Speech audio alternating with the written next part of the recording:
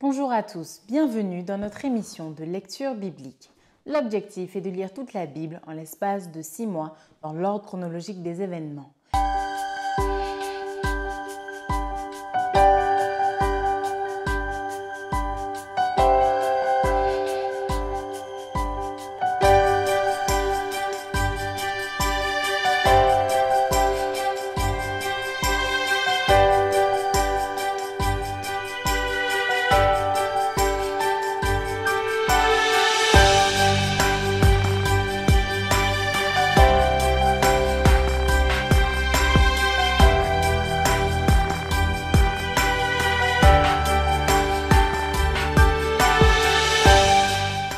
Cette émission vous est proposée par l'Église adventiste du 7e jour d'Évry. Si vous voulez suivre ce plan, vous pouvez cliquer sur le lien dans la description. N'hésitez pas à vous abonner à notre chaîne Évry Adventiste afin de recevoir toutes les nouvelles vidéos de lecture. Et n'hésitez pas à poser toutes vos questions dans les commentaires.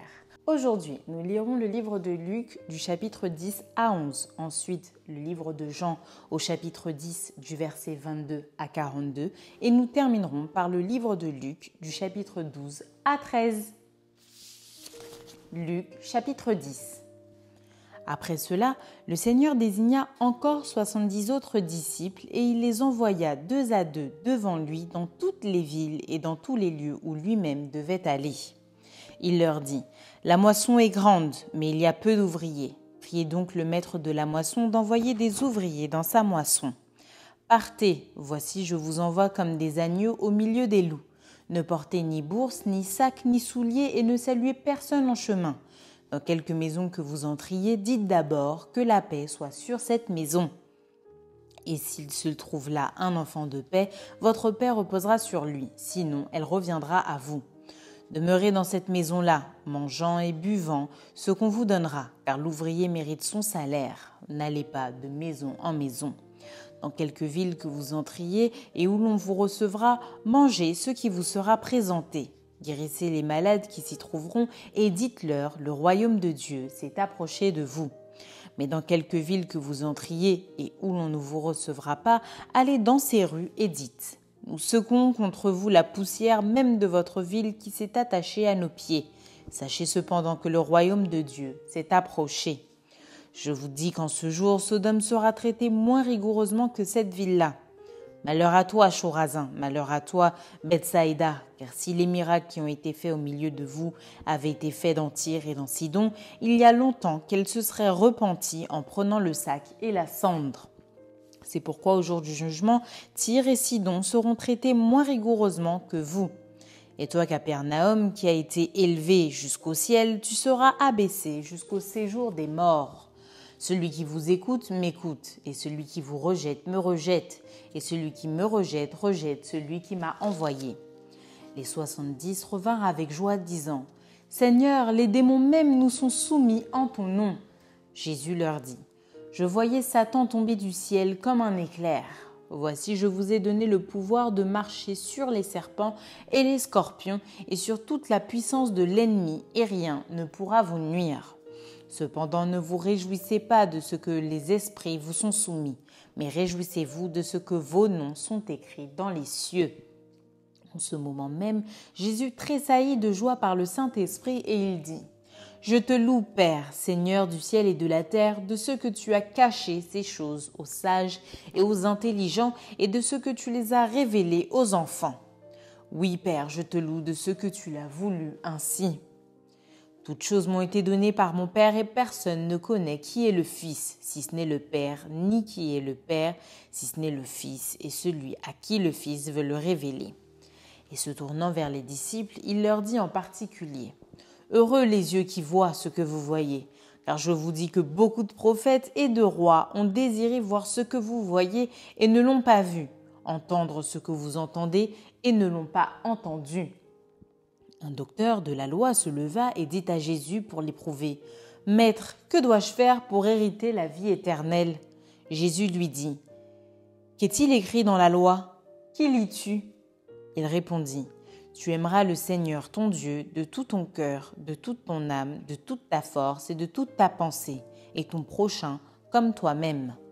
« Tu as bien répondu, lui dit Jésus, fais cela et tu vivras. » Mais lui, voulant se justifier, dit à Jésus, « Et qui est mon prochain ?»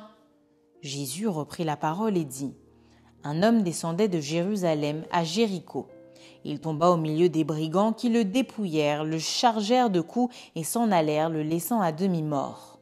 Un sacrificateur, qui par hasard descendait par le même chemin, ayant vu cet homme, passa outre. Un lévite qui arriva aussi dans ce lieu, l'ayant vu, passa outre.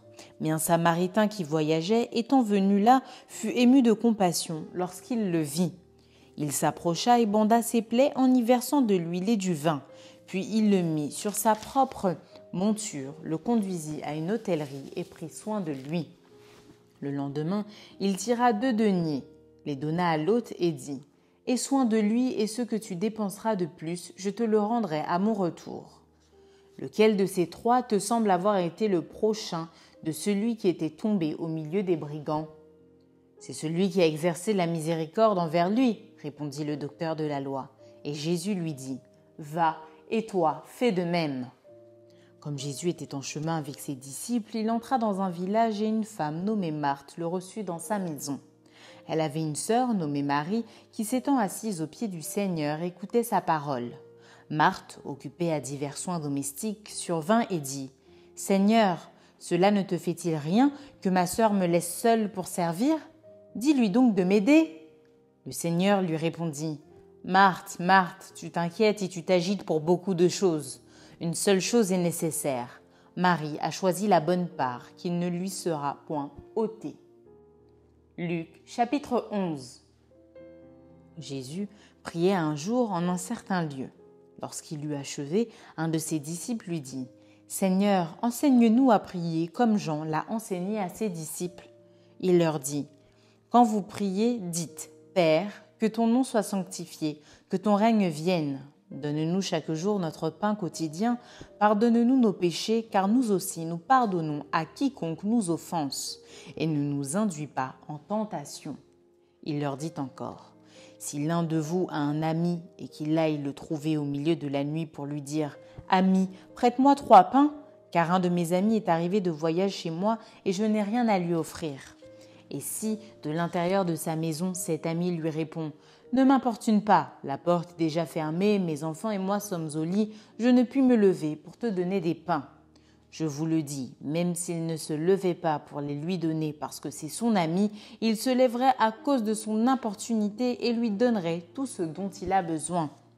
Et moi je vous dis, demandez et l'on vous donnera, cherchez et vous trouverez, frappez et l'on vous ouvrira. Car quiconque demande reçoit, celui qui cherche trouve, et l'on ouvre à celui qui frappe. Quel est parmi vous le père qui donnera une pierre à son fils s'il lui demande du pain ? Ou s'il demande un poisson, lui donnera-t-il un serpent au lieu d'un poisson ? Ou s'il demande un œuf, lui donnera-t-il un scorpion ? Si donc, méchants comme vous l'êtes, vous savez donner de bonnes choses à vos enfants, à combien plus forte raison le Père céleste donnera-t-il le Saint-Esprit à ceux qui le lui demandent ? Jésus chassa un démon qui était muet. Lorsque le démon fut sorti, le muet parla et la foule fut dans l'admiration. Mais quelques-uns dirent, « C'est par Belzébul, le prince des démons, qu'il chasse les démons. » Et d'autres, pour l'éprouver, lui demandèrent un signe venant du ciel. Comme Jésus connaissait leurs pensées, il leur dit, « Tout royaume divisé contre lui-même est dévasté et une maison s'écroule sur une autre. Si donc Satan est divisé contre lui-même, comment son royaume subsistera-t-il, puisque vous dites que je chasse les démons par Belzébul ? Et si moi je chasse les démons par Belzébul, vos fils par qui les chassent-ils ? C'est pourquoi ils seront eux-mêmes vos juges. Mais si c'est par le doigt de Dieu que je chasse les démons, le royaume de Dieu est donc venu vers vous. Lorsqu'un homme fort et bien armé garde sa maison, ce qu'il possède est en sûreté. Mais si un plus fort que lui survient et le dompte, il lui enlève toutes les armes dans lesquelles il se confiait et il distribue ses dépouilles. Celui qui n'est pas avec moi est contre moi et celui qui n'assemble pas avec moi disperse. Lorsque l'esprit impur est sorti d'un homme, il va dans des lieux arides pour chercher du repos. N'en trouvant point, il dit « Je retournerai dans ma maison d'où je suis sorti. » Et quand il arrive, il la trouve balayée et ornée. Alors il s'en va et il prend 7 autres esprits plus méchants que lui. Ils entrent dans la maison, s'y établissent et la dernière condition de cet homme est pire que la première. » Tandis que Jésus parlait ainsi, une femme, élevant la voix du milieu de la foule, lui dit « Heureux le sein qui t'a porté, heureuses les mamelles qui t'ont allaité. » Et il répondit « Heureux plutôt ceux qui écoutent la parole de Dieu et qui la gardent. » Comme le peuple s'amassait en foule, il se mit à dire « Cette génération est une génération méchante. Elle demande un miracle, il ne lui sera donné d'autre miracle que celui de Jonas. Car de même que Jonas fut un signe pour les Ninivites, de même le Fils de l'homme en sera un pour cette génération. La reine du Midi se lèvera au jour du jugement avec les hommes de cette génération et les condamnera parce qu'elle vint des extrémités de la terre pour entendre la sagesse de Salomon. Et voici, il y a ici plus que Salomon. Les hommes de Ninive se lèveront au jour du jugement avec cette génération et la condamneront parce qu'ils se repentirent à la prédication de Jonas. Et voici, il y a ici plus que Jonas. Personne n'allume une lampe pour la mettre dans un lieu caché ou sous le boisseau, mais on la met sur le chandelier afin que ceux qui entrent voient la lumière. Ton œil est la lampe de ton corps. Lorsque ton œil est en bon état, tout ton corps est éclairé. Mais lorsque ton œil est en mauvais état, ton corps est dans les ténèbres. Prends donc garde que la lumière qui est en toi ne soit ténèbres. Si donc tout ton corps est éclairé, n'ayant aucune partie dans les ténèbres, il sera entièrement éclairé, comme lorsque la lampe t'éclaire de sa lumière. » Pendant que Jésus parlait, un pharisien le pria de dîner chez lui. Il entra et se mit à table. Le pharisien vit avec étonnement qu'il ne s'était pas lavé avant le repas. Mais le Seigneur lui dit « Vous, pharisiens, vous nettoyez le dehors de la coupe et du plat, et à l'intérieur vous êtes pleins de rapine et de méchanceté. Insensé, celui qui a fait le dehors n'a-t-il pas fait aussi le dedans? Donnez plutôt en aumône ce qui est dedans, et voici toutes choses seront pures pour vous. Mais malheur à vous, pharisiens, parce que vous payez la dîme de la menthe, de la rue et de toutes les herbes, et que vous négligez la justice et l'amour de Dieu. C'est là ce qu'il fallait pratiquer sans omettre les autres choses. Malheur à vous, pharisiens, parce que vous aimez les premiers sièges dans les synagogues et les salutations dans les places publiques. Malheur à vous, parce que vous êtes comme les sépulcres qui ne paraissent pas et sur lesquels on marche sans le savoir. » Un des docteurs de la loi prit la parole et lui dit « Maître, en parlant de la sorte, c'est aussi nous que tu outrages. » Et Jésus répondit « Malheur à vous aussi, docteurs de la loi, parce que vous chargez les hommes de fardeaux difficiles à porter et que vous ne touchez pas vous-même de l'un de vos doigts. Malheur à vous, parce que vous bâtissez les tombeaux des prophètes que vos pères ont tués. Vous rendez donc témoignage aux œuvres de vos pères et vous les approuvez, car eux, ils ont tué les prophètes et vous bâtissez leurs tombeaux. C'est pourquoi la sagesse de Dieu a dit « Je leur enverrai des prophètes et des apôtres, ils tueront les uns et persécuteront les autres, afin qu'il soit demandé compte à cette génération du sang de tous les prophètes qui a été répandu depuis la création du monde, depuis le sang d'Abel jusqu'au sang de Zacharie, tué entre l'autel et le temple. Oui, je vous le dis, il en sera demandé compte à cette génération. Malheur à vous, docteurs de la loi, parce que vous avez enlevé la clé de la science, vous n'êtes pas entrés vous-même et vous avez empêché d'entrer ceux qui le voulaient. » Quand il fut sorti de là, les scribes et les pharisiens commencèrent à le presser violemment et à le faire parler sur beaucoup de choses, lui tendant des pièges pour surprendre quelques paroles sorties de sa bouche. Jean, chapitre 10, verset 22. On célébrait à Jérusalem la fête de la dédicace. C'était l'hiver, et Jésus se promenait dans le temple sous le portique de Salomon. Les Juifs l'entourèrent et lui dirent « Jusque à quand tiendras-tu notre esprit en suspens? Si tu es le Christ, dis-le-nous franchement. » Jésus leur répondit « Je vous l'ai dit et vous ne croyez pas. Les œuvres que je fais au nom de mon Père rendent témoignage de moi. Mais vous ne croyez pas parce que vous n'êtes pas de mes brebis. Mes brebis entendent ma voix, je les connais et elles me suivent. Je leur donne la vie éternelle et elles ne périront jamais et personne ne les ravira de ma main. Mon Père qui me les a donnés est plus grand que tous et personne ne peut les ravir de la main de mon Père. Moi et le Père, nous sommes un. » Alors les Juifs prirent de nouveau des pierres pour le lapider. Jésus leur dit « Je vous ai fait voir plusieurs bonnes œuvres venant de mon Père, pour laquelle me lapidez-vous ? Les Juifs lui répondirent : « Ce n'est point pour une bonne œuvre que nous te lapidons, mais pour un blasphème, et parce que toi, qui es un homme, tu te fais Dieu. » Jésus leur répondit : « N'est-il pas écrit dans votre loi : j'ai dit, vous êtes des dieux ? Si elle a appelé Dieu ceux à qui la parole de Dieu a été adressée, et si l'écriture ne peut être anéantie, celui que le Père a sanctifié et envoyé dans le monde, vous lui dites : tu blasphèmes, et cela parce que j'ai dit, je suis le Fils de Dieu. Si je ne fais pas les œuvres de mon Père, ne me croyez pas, mais si je les fais, quand même vous ne me croyez point. Croyez à ses œuvres, afin que vous sachiez et reconnaissiez que le Père est en moi et que je suis dans le Père. Là-dessus, ils cherchèrent encore à le saisir, mais il s'échappa de leurs mains. Jésus s'en alla de nouveau au-delà du Jourdain, dans le lieu où Jean avait d'abord baptisé, et il y demeura. Jésus s'en alla de nouveau au-delà du Jourdain, dans le lieu où Jean avait d'abord baptisé, et il y demeura. Beaucoup de gens vinrent à lui, et ils disaient : Jean n'a fait aucun miracle, mais tout ce que Jean a dit de cet homme était vrai. Et dans ce lieu-là, plusieurs crurent en lui. Luc, chapitre 12. Sur ces entrefaites, les gens s'étant rassemblés par milliers au point de se fouler les uns les autres, Jésus se mit à dire à ses disciples : Avant tout, gardez-vous du levain des pharisiens qui est l'hypocrisie. Il n'y a rien de caché qui ne doive être découvert, ni de secret qui ne doive être connu. C'est pourquoi tout ce que vous aurez dit dans les ténèbres sera entendu dans la lumière, et ce que vous aurez dit à l'oreille dans les chambres sera prêché sur les toits. Je vous dis, à vous qui êtes mes amis, ne craignez pas ceux qui tuent le corps et qui après cela ne peuvent rien faire de plus. Je vous montrerai qui vous devez craindre. Craignez celui qui, après avoir tué, a le pouvoir de jeter dans la géhenne. Oui, je vous le dis, c'est lui que vous devez craindre. Ne vend-on pas 5 passereaux pour 2 sous ? Cependant, aucun d'eux n'est oublié devant Dieu. Et même les cheveux de votre tête sont tous comptés. Ne craignez donc point, vous valez plus que beaucoup de passereaux.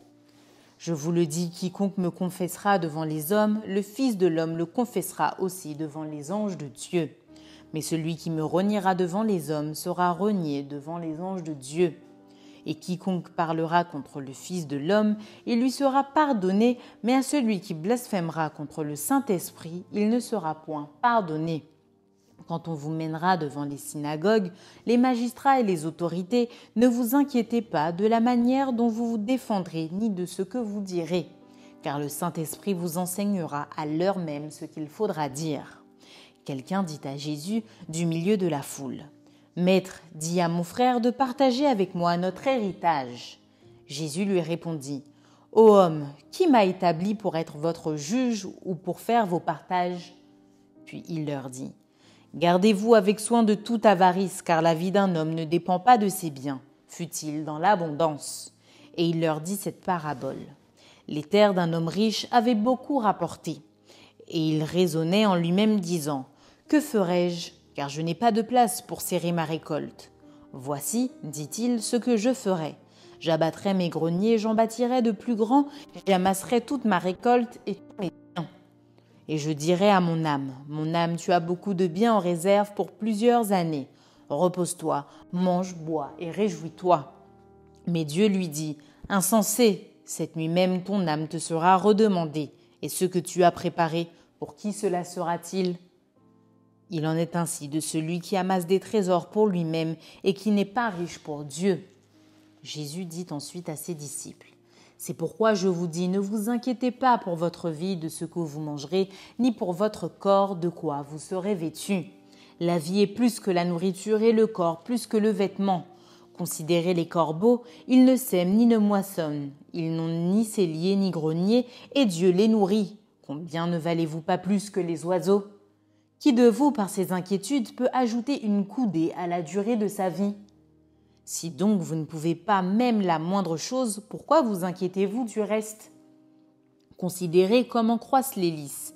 Ils ne travaillent ni ne filent. Cependant, je vous dis que Salomon, même dans toute sa gloire, n'a pas été vêtu comme l'un d'eux. Si Dieu revêt ainsi l'herbe qui est aujourd'hui dans les champs et qui demain sera jetée au four, à combien plus forte raison ne vous vêtira-t-il pas, gens de peu de foi ? Et vous ne cherchez pas ce que vous mangerez et ce que vous boirez, et ne soyez pas inquiets. Car toutes ces choses, ce sont les païens du monde qui les recherchent. Votre Père sait que vous en avez besoin. Cherchez plutôt le royaume de Dieu et toutes ces choses vous seront données par-dessus. Ne crains point, petit troupeau, car votre Père a trouvé bon de vous donner le royaume. Vendez ce que vous possédez et donnez-le en aumône. Faites-vous des bourses qui ne s'usent point, un trésor inépuisable dans les cieux, où le voleur n'approche point et où la teigne ne détruit point. Car là où est votre trésor, là aussi sera votre cœur. Que vos reins soient sains et vos lampes allumées. Et vous, soyez semblables à des hommes qui attendent que leur maître revienne des noces, afin de lui ouvrir dès qu'il arrivera et frappera. Heureux ces serviteurs que le maître à son arrivée trouvera veillant. Je vous le dis en vérité, il se scindra, les fera mettre à table et s'approchera pour les servir. Qu'il arrive à la 2e ou à la 3e veille, heureux ces serviteurs s'il les trouve veillants. Sachez-le bien, si le maître de la maison savait à quelle heure le voleur doit venir, il veillerait et ne laisserait pas percer sa maison. Vous aussi tenez-vous prêts, car le Fils de l'homme viendra à l'heure où vous n'y penserez pas. Pierre lui dit, « Seigneur, est-ce à nous ou à tous que tu adresses cette parabole ?» Et le Seigneur dit, « Quel est donc l'économe fidèle et prudent que le maître établira sur ses gens pour leur donner la nourriture au temps convenable ? Heureux ce serviteur que son maître à son arrivée trouvera faisant ainsi. Je vous le dis en vérité, il l'établira sur tous ses biens. Mais si ce serviteur dit en lui-même, mon maître tarde à venir, s'il se met à battre les serviteurs et les servantes, à manger, à boire et à s'enivrer, le maître de ce serviteur viendra le jour où il ne s'y attend pas et à l'heure qu'il ne connaît pas. Il le mettra en pièces et lui donnera sa part avec les infidèles. Le serviteur qui, ayant connu la volonté de son maître, n'a rien préparé et n'a pas agi selon sa volonté, sera battu d'un grand nombre de coups. Mais celui qui, ne l'ayant pas connu, a fait des choses dignes de châtiment, sera battu de peu de coups.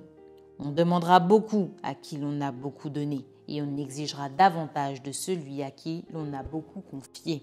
Je suis venu jeter un feu sur la terre, et qu'ai-je à désirer s'il est déjà allumé ?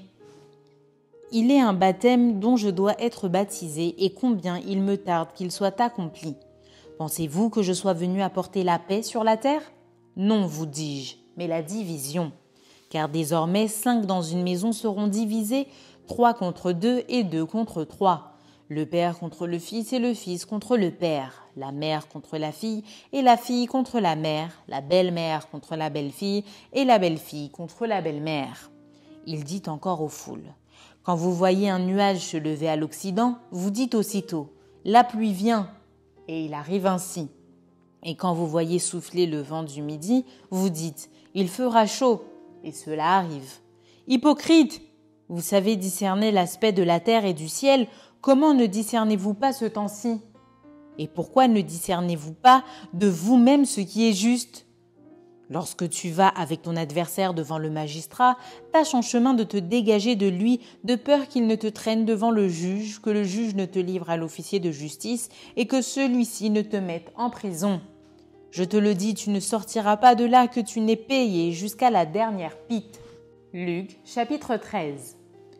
En ce même temps, quelques personnes qui se trouvaient là racontaient à Jésus ce qui était arrivé à des Galiléens dont Pilate avait mêlé le sang avec celui de leur sacrifice. Il leur répondit « Croyez-vous que ces Galiléens fussent de plus grands pécheurs que tous les autres Galiléens parce qu'ils ont souffert de la sorte ? Non, je vous le dis, mais si vous ne vous repentez, vous périrez tous également. » Ou bien ces 18 personnes sur qui est tombée la tour de Siloé et qu'elle a tuées, croyez-vous qu'elles fussent plus coupables que tous les autres habitants de Jérusalem ? Non, je vous le dis. Mais si vous ne vous repentez, vous périrez tous également. Il dit aussi cette parabole. Un homme avait un figuier planté dans sa vigne. Il vint pour y chercher du fruit et il n'en trouva point. Alors il dit au vigneron, « Voilà 3 ans que je viens chercher du fruit à ce figuier et je n'en trouve point. Coupe-le. Pourquoi occupe-t-il la terre inutilement ?» Le vigneron lui répondit, « Seigneur, laisse-le encore cette année, je creuserai tout autour et j'y mettrai du fumier. Peut-être à l'avenir donnera-t-il du fruit, sinon tu le couperas. » Jésus enseignait dans une des synagogues le jour du sabbat. Et voici, il y avait là une femme possédée d'un esprit qui la rendait infirme depuis 18 ans. Elle était courbée et ne pouvait pas du tout se redresser. Lorsqu'il la vit, Jésus lui adressa la parole et lui dit « Femme, tu es délivrée de ton infirmité. » Et il lui imposa les mains. À l'instant, elle se redressa et glorifia Dieu. Mais le chef de la synagogue, indigné de ce que Jésus avait opéré cette guérison un jour de sabbat, dit à la foule « Il y a 6 jours pour travailler. Venez donc vous faire guérir ces jours-là et non pas le jour du sabbat. » « Hypocrite !» lui répondit le Seigneur. « Est-ce que chacun de vous, le jour du sabbat, ne détache pas de la crèche son bœuf ou son âne pour le mener boire ?» Et cette femme, qui est une fille d'Abraham et que Satan tenait liée depuis 18 ans, ne fallait-il pas la délivrer de cette chaîne le jour du sabbat ? Tandis qu'il parlait ainsi, tous ses adversaires étaient confus et la foule se réjouissait de toutes les choses glorieuses qu'il faisait. Il dit encore « À quoi le royaume de Dieu est-il semblable et à quoi le comparerai-je ? Il est semblable à un grain de sénévé qu'un homme a pris et jeté dans son jardin. Il pousse, devient un arbre et les oiseaux du ciel habitent dans ses branches. » Il dit encore « À quoi comparerai-je le royaume de Dieu ? Il est semblable à du levain qu'une femme a pris et mis dans 3 mesures de farine pour faire lever toute la pâte. » Jésus traversait les villes et les villages, enseignant et faisant route vers Jérusalem. Quelqu'un lui dit « Seigneur, n'y a-t-il que peu de gens qui soient sauvés ?» Il leur répondit « Efforcez-vous d'entrer par la porte étroite, car je vous le dis, beaucoup chercheront à entrer et ne le pourront pas.